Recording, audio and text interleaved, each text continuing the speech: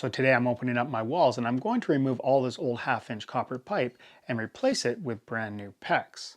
Now there's one spot in the basement where this copper is coming right out of the concrete, so I'm going to have to just cut it off and then solder on an adapter like this one here so that I have a way to connect my PEX. Now hopefully that will all go well and I won't, burn down my house.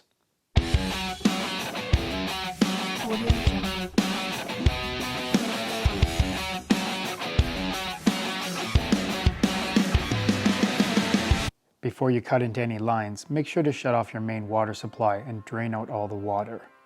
Now here, I'm using a mini tube cutter because I don't have room to use a full-size one. I clamp it on, turn the wheel until it's tight, twist it around once or twice, then give the wheel another twist to tighten it further. I keep doing this again and again, tightening the wheel each time until I've cut through the copper.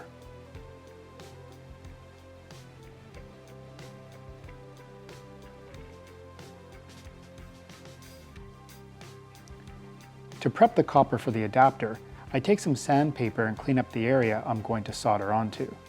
A better way to do this is to use a 4-in-1 wire brush tool, but typically you need to use this before the copper is ever installed so that you have space to twist it right around.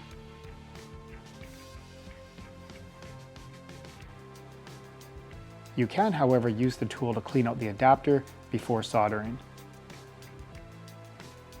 You always want to dry fit your adapters before adding any soldering paste.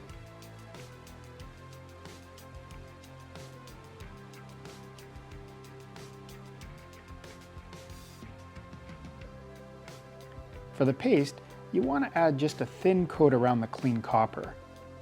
Some plumbers like to also add a thin coat inside the adapter piece. I've done it both ways and I've never had a leak either way.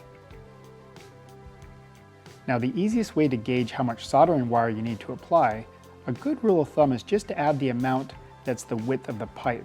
So for example, my copper is 1/2 inch wide, so I'm going to bend over 1/2 inch on my wire. I slide on my adapters, light my propane torch, and I'm going to use a piece of old cement board here so I don't burn my house down. I want to keep the blue part of the flame an inch or two from the adapter, and then test the opposite side with my soldering wire every 5 seconds or so to check to see if it's hot enough yet.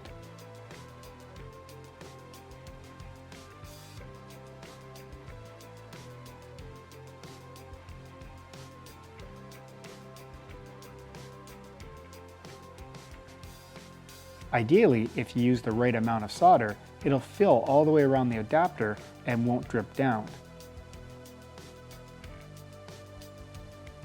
For the other one here, I'll use about 3/4 of the wire instead of the 1/2 inch, just to show you what happens and you'll see how it drips.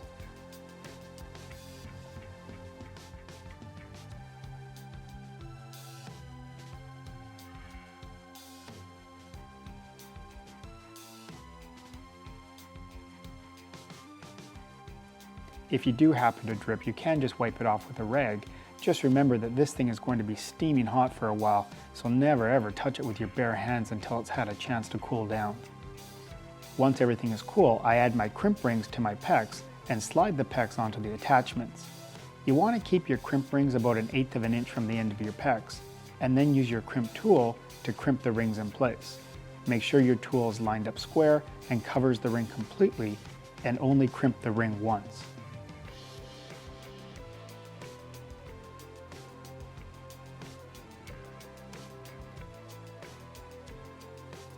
And now that that's all done, I can continue installing my PEX pipe throughout the house.